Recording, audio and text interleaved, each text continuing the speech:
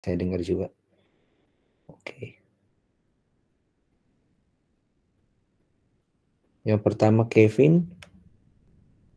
Ada Kevin. Salsabil. Kevin hadir, Pak. Salsabil. Nggak ada ya. Trista. Hadir, Pak. Kemudian Feti. Hadir. Feti. Kemudian Anjarila. Nggak ada. Satrio. Astria. Astria hadir, Pak. Rosi. Masih hadir, Pak. Sultan. Sultan. Nggak ada. Tata Dwi. Tata hadir, Pak. John Eric.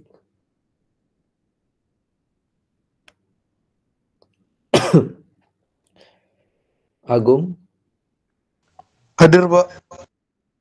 Dinda. Dinda Saha. hadir, Pak. Alifa. Alifa hadir, Pak. Agnesa. Ada Agnesa? Nggak ada ya. Rafif.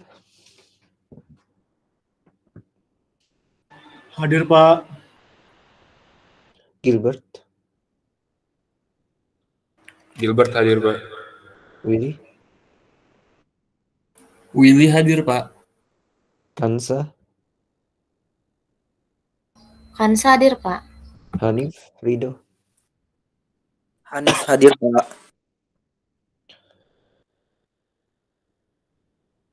Muhammad Hadi. Hadi. Hadi Sabili. Muhammad Nur Alif. Rianti. Rianti hadir, Pak. Siti Hotnaria. Siti Hotnaria hadir, Pak. John.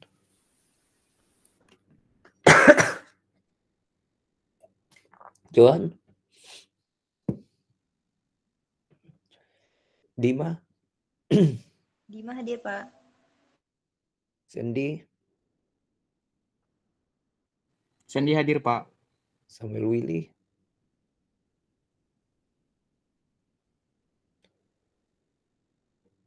Fadia. Nurul Aini. Fadia hadir, Pak. Joseph. Joseph hadir, Pak. Mestika. Mestika hadir, Pak. Grace. Grace hadir, Pak. Ega. Ega hadir, Pak. Yuli Diana. Hadir, Pak.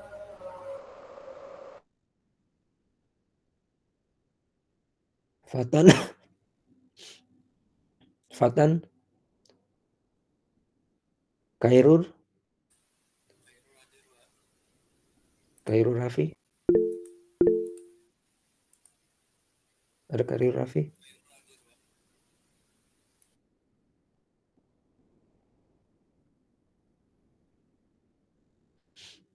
Kemudian Andreas. Andreas Purba. Guevara. Guevara hadir, Pak. Rishad. Hadir, Pak. Rishad. Tiko Joshua.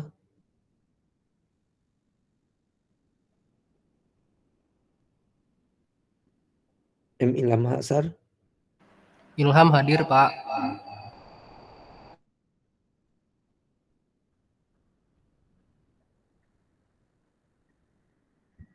Latif. Sorry. Latif Sulmi. Latif Sulmi hadir, Pak. Warahila.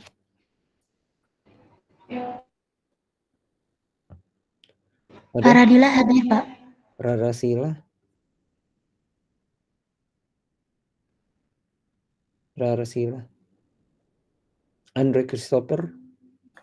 Andrew hadir, Pak. Andrew, oke. Ada lagi yang belum disebut namanya? Siapa aja yang belum ya?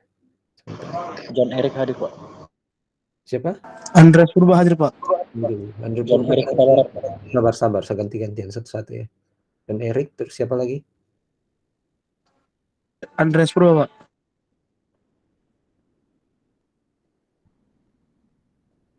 Terus siapa lagi?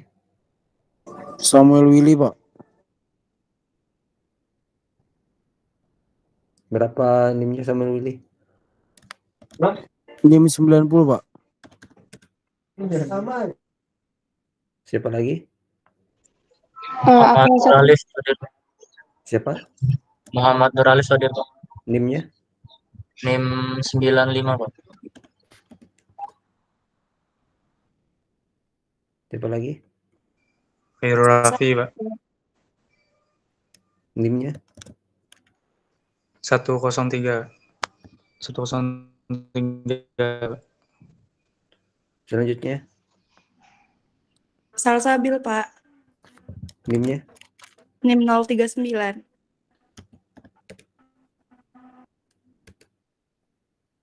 Selanjutnya siapa lagi? Agnes Satriani, Pak. NIM? NIM-nya 151. Masih ada lagi? Oke, sudah tidak ada ya. Oke. Ya, sorry ya. Oke, kita akan lanjutkan materi kita untuk hari ini ya. Sebelumnya saya kembali minta maaf, kita harus laksanakan online ya karena kondisi dan keadaan ya. Jadi hari ini kita akan melanjutkan materinya dengan metode GPR. Dan nanti juga minggu ini jika memungkinkan nanti maka kita akan melaksanakan praktikum untuk GPR. Oke. Nah, seperti yang saya sudah sampaikan sebelumnya bahwa metode IM itu sangat bervariasi ya. Ada yang memanfaatkan konsep induksi, kemudian ada yang memanfaatkan konsep refleksi ya atau pemantulan gelombang. Nah, metode GPR ini salah satu yang memanfaatkan pemantulan gelombang. Kayaknya satu-satunya lah ya. Dalam gelombang radar, semua radar ketika ada namanya radar berarti itu dalam frekuensi tinggi, dan itu biasanya digunakan untuk berbagai macam keperluan. Dan di sini metode radar yang kita akan gunakan untuk mendeteksi bawah permukaan tentunya ya. Jadi seperti yang saya sudah sampaikan sebelumnya bahwa materinya akan masih ada sekitar 4 materi yang akan kita pelajari ke depannya, termasuk hari ini adalah GPR. Dan untuk metode GPR sendiri, sebentar ya. Oke. Ini metode yang sebetulnya dulu ya, saya sudah sampaikan bahwa metode ini biasanya digunakan untuk komunikasi juga, dan ini lebih menggunakan frekuensi yang lebih tinggi. Kenapa? Karena namanya radar ini memanfaatkan gelombang gelombang pantul ya. Jadi biasanya frekuensinya sangat tinggi di atas 10 MHz ya. Nah, untuk frekuensi, jadi awalnya metode ini adalah merupakan bagian dari alat komunikasi pesawat dulu ya. Jadi namanya itu radio detection and ranging ya. Jadi digunakan untuk menentukan range atau sudut atau kecepatan sebuah objek ya di udara, atau biasanya digunakan untuk mendeteksi di sini ketinggian dari pesawat ya. Jadi altitude-nya biasanya menggunakan gelombang radar ini ya. Nah, frekuensinya itu bervariasi dari 10 sampai 400 MHz atau 4000 ya atau 4 GHz ya. Jadi sangat jauh range frekuensinya. Namun ini bermula di metode ini digunakan ketika ada sebuah eksiden yang melibatkan sebuah pesawat Amerika ya. Pesawat militernya yang waktu itu akhirnya crash ya, mendarat di es ya, dan akhirnya crash karena misunderstanding ya atau misread dari hasil radar yang diperoleh. Jadi dipikirnya bahwa ini sudah surface ya di bawah, ternyata itu adalah distraksi dari atau reflection dari es gitu ya. Jadi karena ada refleksi dari es, akhirnya jadi terjadi crash. Jadi kesalahan dalam pembacaan dari radar yang ada di pesawat ya, akhirnya terjadi crash. Nah, mulai dari situ kemudian dipelajari bagaimana cara untuk memanfaatkan radar ini dalam mendeteksi bawah permukaan. Nah, kemudian dipelajarilah dan akhirnya selanjutnya ini digunakan untuk mendeteksi bawah permukaan, sehingga namanya ground penetrating radar. Jadi ground ini apa? Ini ground berarti bawah permukaan tanah ya. Kemudian tentu di sini penetrasi dari radar sendiri ini merupakan frekuensi yang memiliki frekuensi tinggi dari 10 sampai 4 GHz ya. 10 MHz sampai 4 GHz. Nah, setelah itu dikembangkan, kemudian pada tahun 1990 akhirnya dikomersialisasikan dan digunakan dalam mendeteksi berbagai macam benda di bawah permukaan ya. Nah, metode ini sangat non-destruktif ya, karena tidak merusak apapun di sekitarnya karena hanya menggunakan radar tadi.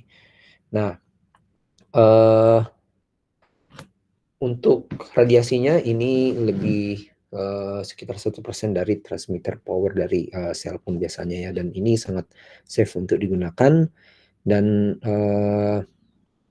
aplikasinya sangat banyak karena tadi frekuensinya dari 10 sampai sekitar 4000 MHz, maka dalam yang bisa dicapai itu dari 0,1 meter sampai 300 meter ya kedalamannya. Oke. Nah, kemudian aplikasinya seperti yang terlihat di sini bisa dalam mengidentifikasi berbagai lapisan, kemudian inspeksi beton, kemudian yang paling banyak digunakan kalau di Indonesia ya ini ya, deteksi utilitas ya seperti pipa, tank dan sebagainya. Dan sebetulnya juga banyak digunakan dalam asesmen di di dalam perusahaan ya, baik itu gedung ataupun berbagai macam seperti jalan ya dan sebagainya. Mining juga, arkeologi dan sebagainya, dan ini salah satu metode juga yang biasanya digunakan oleh namanya itu geoforensik ya di sini untuk mendeteksi kriminalisasi ya dan sebagainya. Militer tentunya dalam mendeteksi misalnya ranjau ya dan sebagainya. Nah,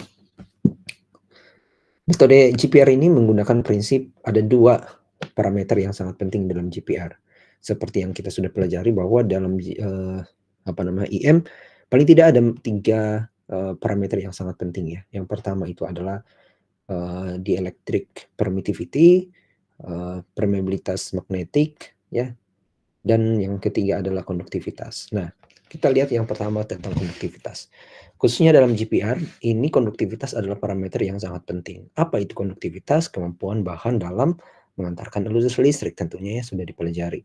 Nah, di dalam GPR ini akan berefek kemana kira-kira ketika ada daerah yang konduktif, apa hubungannya dengan sinyal GPR? Maka hubungannya adalah biasanya penetrasinya akan sulit atau penetrasinya akan menjadi dangkal karena konduktivitas ya dari skin depth yang kita sudah pelajari. Semakin konduktif maka akan semakin dangkal penetrasinya. Dan ya seperti itu ya. Nah, kemudian yang selanjutnya adalah selanjutnya adalah dielectric constant ya, atau konstanta dielectric atau dielectric permittivitas. Nah, untuk dielectric constant atau konstanta dielectric dari setiap benda tentu juga akan berbeda seperti nilai konduktivitas tadi. Ini memiliki nilai yang bervariasi, itu mulai dari 1 sampai 81. Ini kalau permittivitas dielectric ini parameternya nggak ada ya. Nah, karena ini akan dibagi dengan permittivitas dari ruang hampa ya. Nah, sehingga setiap benda memiliki nilai permittivitas yang berbeda-beda juga, sehingga ini nanti yang akan menyebabkan reflektivitas dari GPR. Jadi konduktivitas apa parameter konduktivitas efeknya apa buat buat GPR? Efeknya adalah terkait dengan kedalaman penetrasi dari GPR itu sendiri atau dari gelombang IM.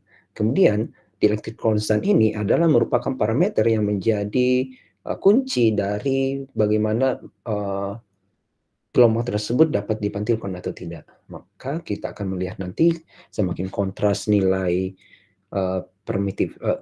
permitivitas dielektriknya, maka akan semakin tinggi reflektivitas yang terjadi di sana ya. Nah, tentunya di sini ada beberapa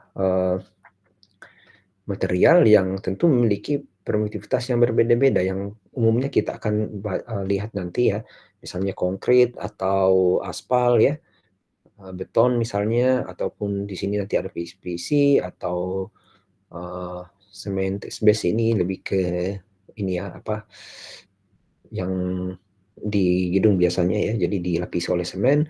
Kemudian ada juga utilitas ya, tentunya kalau utilitas seperti pipa ya, pipa bisa berupa PVC ataupun bisa berupa besi gitu ya. Nah,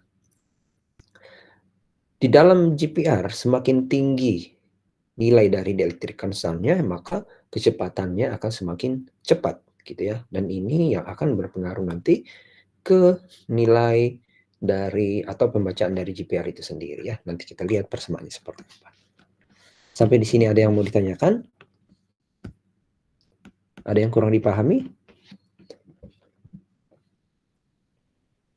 Nggak ada ya? Oke, kita lanjut.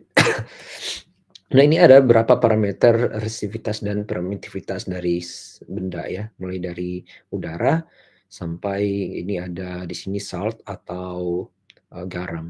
Jadi resistivitas dan permitivitas ini tidak berbanding lurus. Jadi mungkin ada yang bertanya, apakah misalnya besi ya sama konduktivitasnya tinggi, harusnya permitivitasnya juga tinggi gitu ya. Nah, tidak selamanya itu terjadi. Nah, kita lihat di sini bahwa ada berapa nilai ya yang tinggi resistivitasnya tinggi tapi justru permitivitasnya rendah ya, dan juga sebaliknya. Jadi tidak menentukan apakah benda tersebut ketika konduktor harus memiliki nilai permitivitas yang tinggi. Tidak seperti itu ya.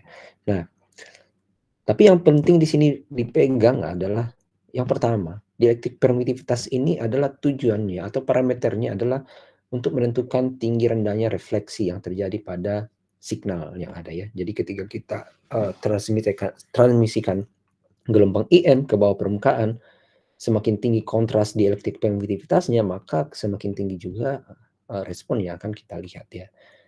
Nah, kemudian akan berimpact ke velocity atau kecepatan dan tentunya panjang gelombang dari radio wave ini sendiri. Jadi ini juga berpengaruh terhadap kedalaman tentunya. Nah, yang terakhir, yang berikutnya adalah nilai resistivitas. Seperti yang saya sudah bilang tadi bahwa resistivitas ini sangat berimpact pada atenuasi radio wave atau dari signal ya, dari signal dari georadar ini. Nah, resistivitas ini akan berpengaruhnya seperti apa? Kita sudah bahas kemarin di skin depth ya. Nah, tapi nanti saya akan jelaskan lagi di sini. Sampai di sini ada yang mau ditanyakan? Bisa dipahami nggak kira-kira? Atau saya kecepatan? Oke, kita lanjut aja ya. Sepertinya sudah. Bisa, Pak. Oke. Cukup jelas, Pak. Oke, kita lanjut ya. Nah, prinsipnya seperti apa? Ini mirip dengan proses refleksi pada seismik. Ingat, mirip tapi tidak sama ya. Kalau gelombang IM di sini, tentunya kalau seismik itu dipengaruhi oleh dua hal. Yang pertama adalah nilai densitasnya, yang kemudian adalah kecepatan dari batuannya ya. Itu kalau seismik. Tapi kalau GPR ini ada dua yang mempengaruhi, yaitu nilai konduktivitas dan epsilonnya atau permitivitas dielektrik. Saya sudah jelaskan tadi pengaruhnya seperti apa. Tentu yang paling fokus kita fokuskan di sini adalah permitivitas dielektriknya, yang merupakan respon nanti ya dari gelombang pantul yang ada di dalam data georadar. Nah, seperti yang saya sudah sampaikan tadi bahwa ini range frekuensinya dari 10 MHz sampai 4 GHz ya. Jadi cukup range. Semakin tinggi frekuensinya, maka semakin dangkal penetrasinya ya. Seperti itu. Semakin rendah frekuensi, maka semakin dalam penetrasinya. Oke.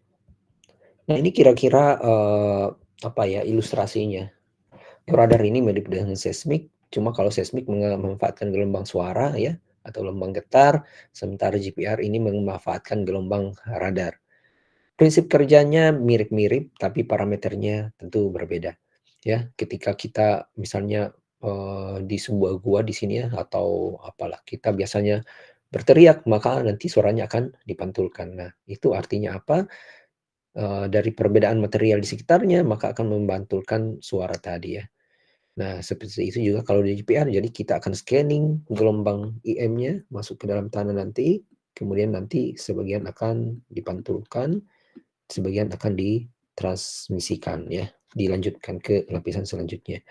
Nah, tergantung nanti bagaimana nilai dielektrik di permitivitasnya ya. Permitivitas dielektrik. Oke, sorry. Nah, ini adalah ilustrasi dari GPR ini sendiri ya. Bagaimana metode tersebut bisa kita ketahui nanti reflektivitasnya akan tinggi atau rendahkah tergantung dari hal tadi ya, yaitu nilai epsilonnya di sini ya. Di dalam seismik sudah kalian pelajari bahwa sinar datang sama dengan sinar yang dipantulkan ya, kemudian dibagi dengan sinar datang tambah sinar dipantulkan ya, seperti itu.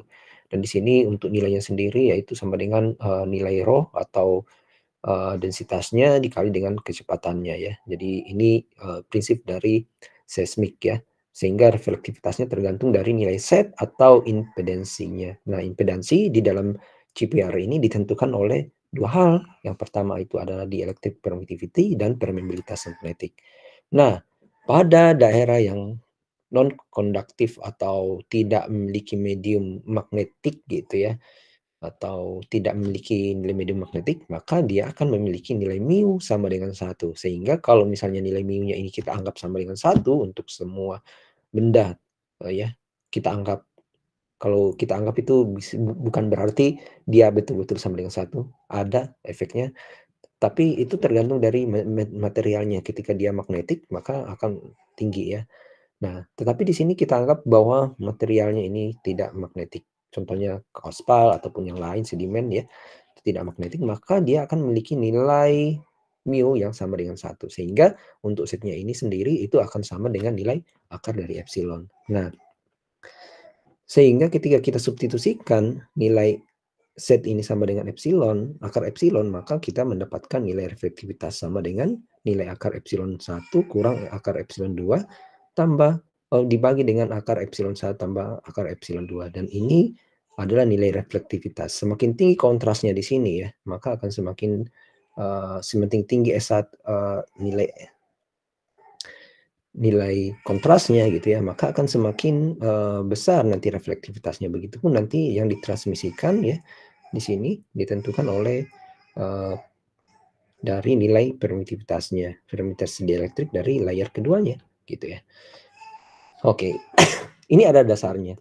Jadi apa yang perlu kalian pahami atau perlu dipegang di sini yaitu nilai atau persamaan ini ya. Nah, untuk velocity yang seperti yang saya sampaikan tadi, bahwa velocity-nya itu ditentukan oleh nilai epsilon ya. Jadi untuk velocity itu sama dengan nilai c atau kecepatan cahaya dibagi dengan nilai akar epsilon dikali mu. Karena mu-nya kita anggap 1, maka nilainya c dibagi dengan akar epsilon. Untuk c sendiri itu sama dengan kecepatan cahaya, jadi gelombang IM dalam ruang hampa ya. Karena ruang hampa maka nilai akar epsilon dan mu0 ini itu nilainya jadi 1, maka kecepatan gelombang IM-nya itu sama dengan 3 kali 10 pangkat 8 meter per sekon. Namun ketika dalam medium yang memiliki nilai permitivitas dielektrik, maka dia akan berkurang tergantung dari nilai permitivitas dielektriknya ya. Oke. Sampai di sini ada yang mau ditanyakan? Nggak ada ya. Oke, kita lanjut. Nah, ini kira-kira ilustrasi ya bagaimana gelombang IM akan ditransmisikan ya. Jadi sebetulnya ketika kita mengukur GPR, maka akan ditransmisikan ke segala arah. Namun di dalam GPR yang kita gunakan seperti yang ada di lab kita itu namanya shielded, Sehingga yang di atasnya ini tidak akan gelombang IM yang ke udara ini nanti akan dikurangi dengan menambahkan komponen material yang bisa menahan ya gelombang IM untuk bisa ke udara. Karena ini akan bisa menjadi noise ya ketika ada benda di sekitar yang memiliki nilai permitivitas yang berbeda, maka akan menjadi gelombang pantul kembali ke receiver. Nah, kedalaman atau penetrasi dari GPR ini sangat ditentukan oleh dua komponen yang paling utama adalah nilai konduktivitas ya, seperti yang saya sudah sampaikan tadi. Ya, jadi di sini ada yang kalau kalian lihat di persamaan yang pertama di sini, ini memperlihatkan bagaimana nilai atau atenuasi gelombang IM itu, yaitu A0A per A0, ya A0 ini merupakan sinyal awal ya, itu sama dengan eksponen dari alfa Z. Artinya apa?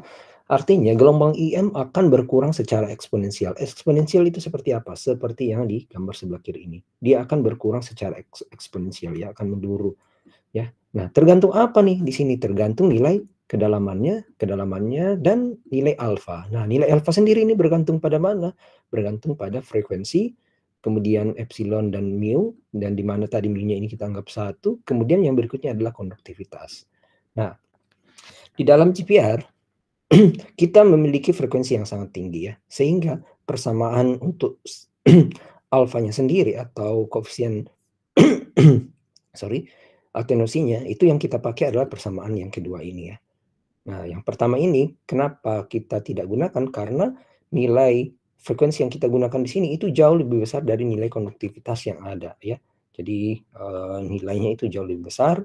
Jadi omega ini sama dengan 2 VF ya, seperti yang sudah kalian pelajari VF. Ketika frekuensi ini sangat besar sampai megahertz sampai gigahertz, maka nilainya akan sangat jauh lebih besar daripada dengan nilai konduktivitas ya. Nah, sehingga apa yang kita gunakan persamaan ini merupakan persamaan yang kita gunakan dalam mendeteksi atau memperkirakan kedalaman atau atenuasi dari gelombang GPR itu sendiri. Nah, untuk nilai kedalamannya tentu dipengaruhi oleh konduktivitas tadi. Semakin konduktif dari material tersebut, maka akan semakin dangkal ya. Karena di sini pangkat minus berarti semakin dangkal. Maka kira-kira akan seperti ini ya. Semakin tinggi maka akan semakin dangkal penetrasinya ya. Ini konduktivitas semakin tinggi ya.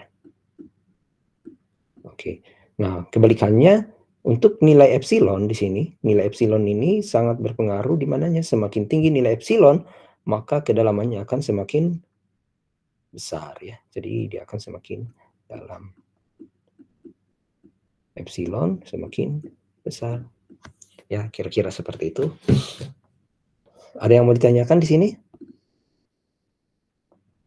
Nggak ada ya. Oke, kita lanjut. Nah, kira-kira ini ilustrasi ya. Ketika kita mengukur di lapangan, di alat kita, di dalam alat kita itu ada transmitter dan receiver tentunya. Transmitter gunanya buat apa? Untuk mentransmisikan gelombang IM. Receivernya buat apa? Untuk menerima respon dari bawah permukaan. Ya, sehingga ketika kita mengukur, kita akan transmisikan gelombang IM, maka akan direcord oleh receiver. Nah, di sini parameternya apa? Ada travel time. Travel time ini adalah waktu yang diperlukan gelombang dari atas sini sampai ke receiver. Artinya dalam hal ini kita punya namanya two-way times ya, 2T gitu ya. Nanti yang akan kita gunakan untuk menghitung kedalaman data yang kita peroleh ya, bukan kedalaman penetrasi tapi kedalaman dari informasi data ketika kita sudah mengukur ya.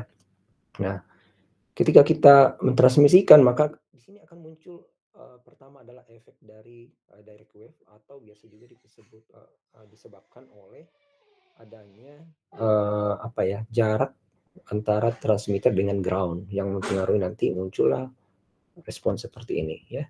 Nah, jadi di sini surface-nya ya, jadi ini surface di atasnya ini akan memberikan respon seperti batasan lapisan gitu ya. Nah, kemudian selanjutnya reflektor kedua dan selanjutnya ketiga.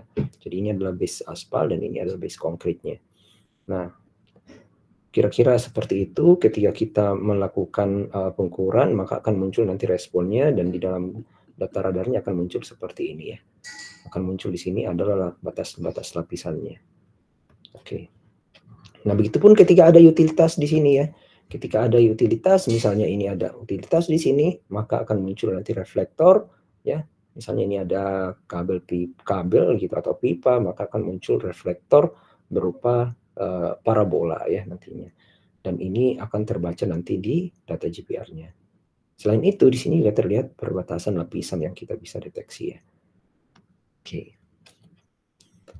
Nah, relatif dielektrik permitivitas yang kita sudah bahas dari tadi ya, saya sudah sampaikan bahwa ini adalah kemampuan dari sebuah material untuk menyimpan dan meneruskan gelombang IM ya, yang dikenai padanya ya. Jadi ketika kita transmisikan ke tanah, maka tanah tersebut akan menyimpan dan meneruskan. Nah, ini nilainya adalah nilai elektrik permitivitas dari bahan dibagi dengan nilai elektrikal permitivitas dielektrik dari ruang vakum. Jadi nilai bahan R dibagi dengan nilai E0 ya, sehingga nilainya nanti dia tidak memiliki nilai dimensi. Jadi dimensionalitasnya menjadi cuma satu, misalnya untuk udara, kemudian 80-an untuk air misalnya ya, seperti itu. Nah, kira-kira seperti ini untuk tadi kecepatan saya sudah sampaikan. Untuk perkiraan kedalaman ya, ini juga sebetulnya tadi saya sampaikan, cuma di sini lebih disederhanakan, ini penetrasi kedalaman maksimum yang kita bisa tentukan, atau efektif ya. Efektif kalau tadi skin depth itu adalah kedalaman maksimum, kalau ini adalah kedalaman efektif. Nah, di sini misalnya kita punya persamaannya menjadi 5,9 kali time-nya nanti kita tentukan yang mana ya, misalnya yang tadi seperti ini ya. Oke, seperti ini misalnya di sini adalah 2 second gitu ya, 2 nanosecond. Maka di sini kita tentukan 2 nanosecond, kemudian kita tentukan nanti berapa nilai permitivitas dielektriknya ya. Nilai epsilonnya di sini. Kemudian kita bagikan, kita akar dan bagikan, kita dapat kedalaman penetrasinya. Contohnya seperti ini. Kita punya kedalamannya berapa ketika pada sebuah objek terdeteksi pada detik ya, pada 46 nanosecond ya, di dalam Dreisen. Dreisen ini memiliki nilai permitivitas, konstanta permitivitas itu sama dengan 4 ya, sehingga kita bisa menghitungnya seperti ini. Depth-nya sama dengan 4,9 kali 46 dikali akar 4 dalam satuan inci, sehingga kita dapat kedalaman efektifnya segitu 135,7 inci atau 11 kaki atau sekitar 3 meter ya di dalam meter ya. Kalau standar Amerika biasanya pakai inci ya atau feet. Nah, dalam mekanisme penjelaran gelombang IM di dalam metode GPR ini akan sangat dipengaruhi oleh jadi respon dari bawah permukaan itu akan dipengaruhi oleh berapa besar sinyal yang ada gitu ya. Dan tentu akan selanjutnya dilihat nanti dari seberapa besar amplitudo yang ada. Jadi semakin tinggi sinyal yang kita peroleh, maka amplitudonya semakin besar ya. Dan begitu pun sebaliknya. Nah, amplitudo dari panjang gelombang dan time ini akan digunakan nanti untuk memperlihatkan bagaimana tampilan dari GPR itu sendiri. Jadi di sini ada travel time, kemudian nanti ada amplitudonya ya, yang besar dan kecil ya, yang wiggle-wiggle ini. Nah, kemudian noise-nya. Nah, seperti yang saya sudah sampaikan tadi, ketika saya kembali ke sini, ke atas ya. Nah, ini adalah ilustrasi ketika kita menggunakan GPR yang namanya unshielded. Unshielded itu tidak memiliki perisai ya. Perisai ini digunakan untuk melindungi noise yang eksternal, yang di luar. Karena kalau misalnya sinyal kita keluar seperti ini, ada misalnya tower, terus ya, ada tower di samping kita atau apa, ada pohon, tentu di sini memiliki nilai konduktivitas yang tinggi, ada orang nelpon atau pakai talkie radio FM, TV dan sebagainya, itu dapat menjadi noise pada data kita. Makanya di dalam data GPR atau metode alat GPR yang kita punya itu ada shield-nya yang melindungi noise-noise yang dari luar ini ya. Nah, radio wave tentunya akan berpengaruh sebagai noise, kemudian returning signal atau sinyal yang kembali di atas tanah yang tentu berasal dari transmitter ini ketika bukan shielded itu akan memberikan reflektivitas yang kita seolah-olah anggap sebagai reflektivitas bawah permukaan. Kemudian ada ringing. Ringing ini terjadi ketika misalnya kita ada punya kabel di bawah permukaan, kabelnya ini bermuatan ya, jadi mentransmisikan gelombang IM atau ada listriknya, maka akan terlihat ringing seperti ini ya. Jadi ini merupakan respon dari kabel ya, yang berarus misalnya seperti itu. Nah, kemudian ada juga noise dari geologinya. Noise seperti apa? Ada terjadi scattering ya, yang dimana di sini sinyal GPR-nya akan dihamburkan ya, tergantung nanti dari jenis materialnya gitu ya. Jadi jenis material ini akan mempengaruhi atau bentuk materialnya akan mempengaruhi nanti respon juga dari GPR, sehingga nanti di dalam interpretasi kita bisa analisis dari fasiesnya ya.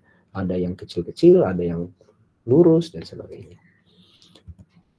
Oke. Sampai di sini ada yang mau ditanyakan?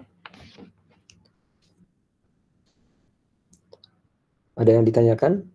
Jelas atau tidak jelas kah? Oke, kita lanjut. Cukup jelas, Pak. Oke, kita lanjut ya. Nah, alat yang kita punya ini nanti akan seperti ini ya. Kita punya control unit. Jadi ada control unitnya itu berupa ini iPad ya. Kalau alat kita ini yang modern ya, paling modern sekarang itu kontrolnya pakai iPad. Kemudian ada displaynya, ya tentu di iPad-nya akan muncul display. Kemudian ada transmitter dan receiver-nya. Jadi di sini ada transmitter di dalam sini ya, di alatnya sini ada transmitter di dalamnya dan receiver ya. Offsetnya sudah fix, jadi nggak bisa dirubah-rubah offsetnya karena ini sudah fix offset. Jadi jarak antara transmitter dan receiver-nya sudah fix. Kemudian selanjutnya di sini ada GPS. Ini alat bantu saja. GPS ini gunanya buat apa? Ketika kita ngukur di lapangan kita nggak perlu lagi manual gitu ya. Ya udah kita ukur-ukur aja tuh, sudah ada langsung koordinatnya. Sehingga nanti ketika kita interpretasi akan menjadi lebih mudah ya, seperti itu. Oke. Ya, jadi alat nanti akan seperti ini, controllingnya dari sini ya. Nanti akan dijelaskan oleh sistem bagaimana pengoperasiannya. Oke, jadi dalam survei ketika misalnya nih kalian nanti menemukan GPR yang unshielded, yang transmitter dan receiver-nya itu dipisahkan gitu ya, artinya bisa dirubah offsetnya, maka perlu dipertimbangkan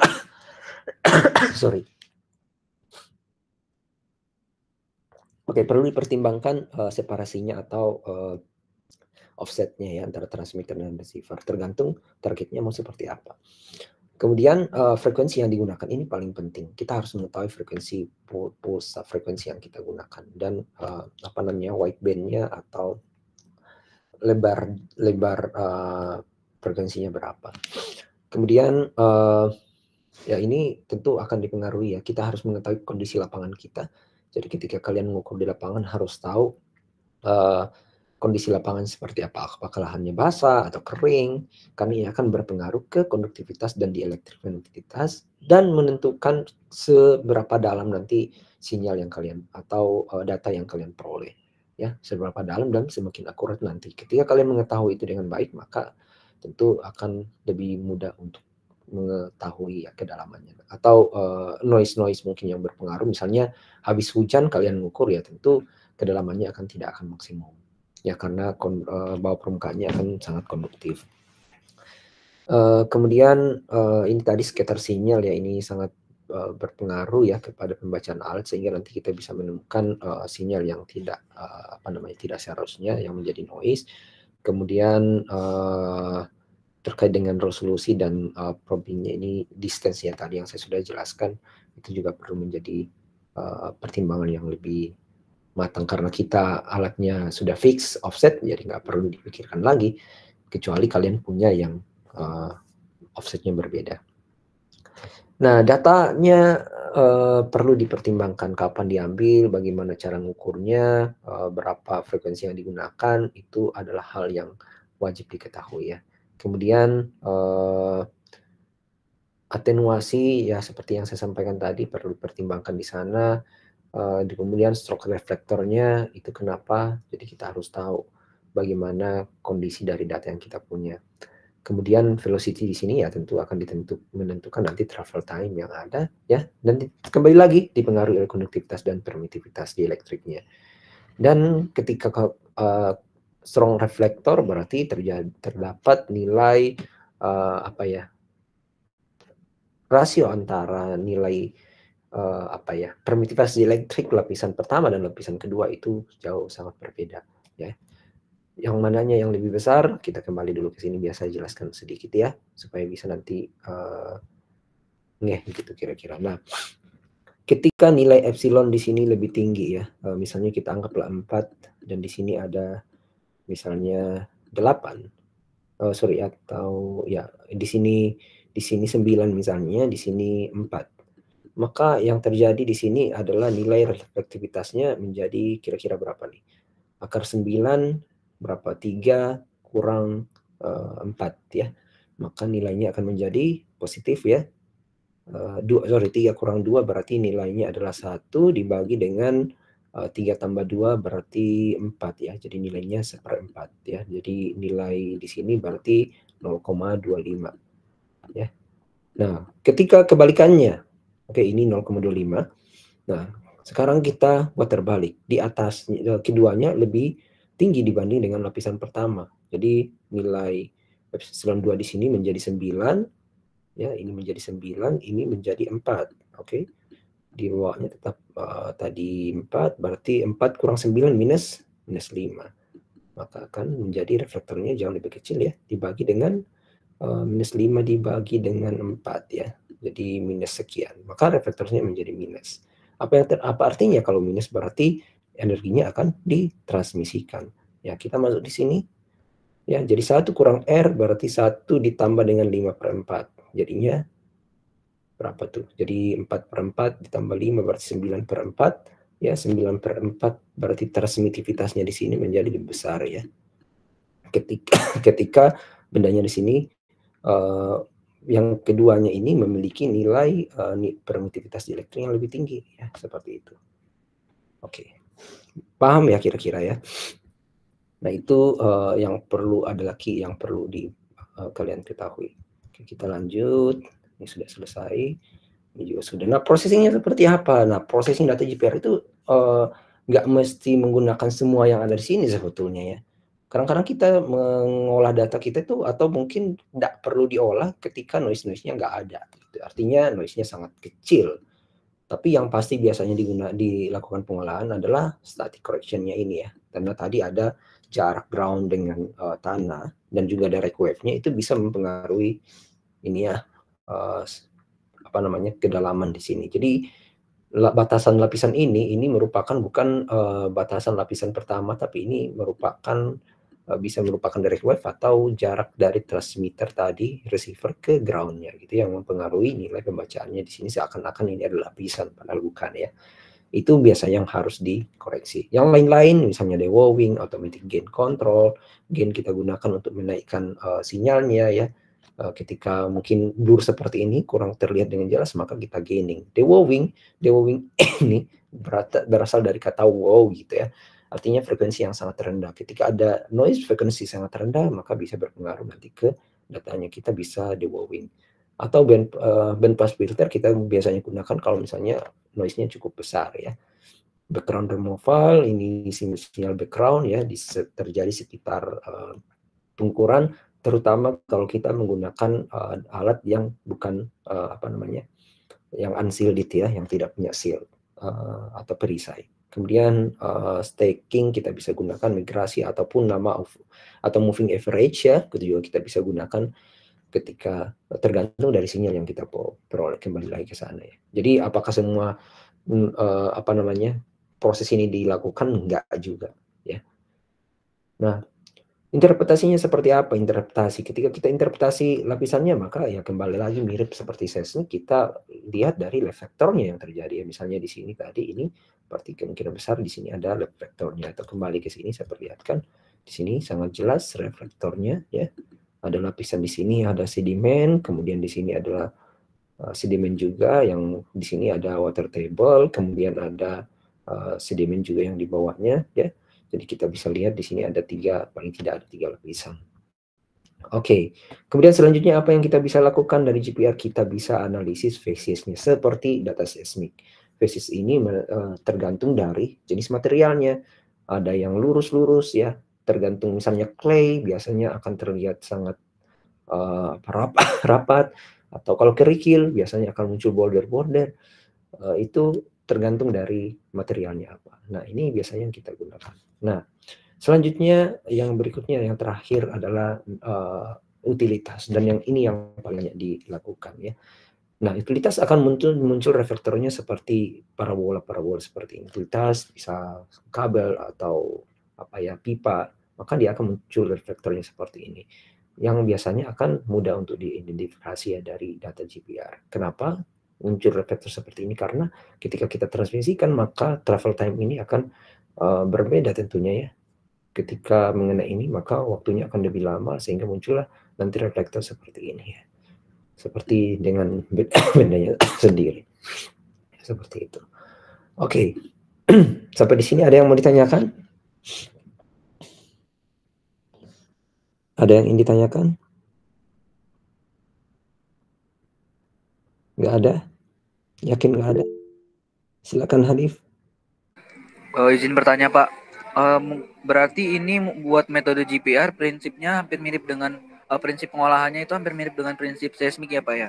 Betul sekali. Pengolahannya juga mirip, tapi tidak selalu sama lah ya. Mirip. Kemudian untuk softwarenya juga pakai software yang sama atau beda Pak? Biasanya kita pakai software misalnya Reflect Wave atau banyak sih software-softwarenya. Kalau masalah softwarenya Reflect Wave biasanya yang paling umum orang gunakan. Baik, terima kasih Pak. Oke, sama-sama. Ada yang lain? Nanti kalian akan ada modulnya untuk itu ya. Jadi saya sengaja masukkan ini sebagai tambahan. Kebetulan kita punya alat dulunya yang angkatan sebelumnya hanya melakukan pengolahan saja, jadi processing data. Untuk tahun ini kita punya alatnya, jadi kita sudah bisa melakukan akuisisi sendiri nanti dengan metode GPR ya. Jadi kalian sudah punya experience harusnya untuk bisa banyak sih ya. Sekarang ini banyak kok perusahaan-perusahaan yang melakukan itu untuk deteksi terutama utilitas ya. Seperti yang waktu itu kami lakukan yang di Batam, sebuah kota Batam, mereka sekelas Batam aja ya, mereka nggak punya mapping utilitas bawah permukaannya. Apalagi kota yang lain mungkin. Sehingga apa yang terjadi? Banyak yang terjadi. Ketika excavate, jangankan di kota-kota, di ITERA aja gitu ya, pernah rusak fiber optiknya atau kabelnya gitu ya, karena ekskavasi, karena nggak tahu jaringannya yang mana. Jadi nggak ada mapping utilitasnya. Nah, itulah yang dilakukan oleh beberapa pemerintah kota bahkan daerah ya, yang melakukan mapping utilitas dengan salah satunya menggunakan metode ini sih, GPR. Ada lagi yang lain seperti untuk membedakan listrik atau tidak ya, biasanya menggunakan ada alat lain yang digunakan ya. Tapi umumnya biasanya menggunakan GPR. Oke, kira-kira seperti itu. Ada yang mau ditanyakan lagi yang lain? Ya sorry ya, saya sambil batuk-batuk ini. Ada yang lain? Oke, nggak ada ya. Oke, baik kalau gitu. Kalau nggak ada yang bertanya lagi, berarti materi kita cukup sampai di sini saja ya. Kembali lagi kita nanti lanjut pertemuan minggu depan dengan metode yang lain. Harapannya walaupun cuma satu kali pertemuan ini ya, ini saya padatkan sebetulnya. Tidak saya uraikan processingnya, bagaimana sinyal analisisnya di sini. Saya tidak uraikan sangat detail karena di IM ini sangat banyak yang harus kita pelajari, sehingga ya harus tersampaikan semua, sehingga hanya setiap pertemuan. Dan untuk GPR akan ada praktikumnya, jadi saya rasa nanti di praktikum kalian akan banyak mengeksplor apa yang kalian butuhkan untuk diketahui ya, seperti itu. Ya, oke, terima kasih semuanya. Sampai di sini materi kita untuk hari ini. Kalau nggak ada yang bertanya, ada yang bertanya? Oke, silakan, Joan. Kenapa Joan? Pak, saya belum absen Pak. Oh, Joan belum absen. Oke, terus siapa lagi? Oke, silakan Joan, berapa NIM-nya? Saya juga Pak. Berapa Joan NIM-nya? Oke, Johan, berapa NIM-nya? Oke, lanjut dulu. 143, Pak. 143. Oke. Terus siapa lagi? Ya, Saya silakan. Pak Sultan Fahri 072 Pak. 072. Terus siapa lagi? Satrio Pak 127.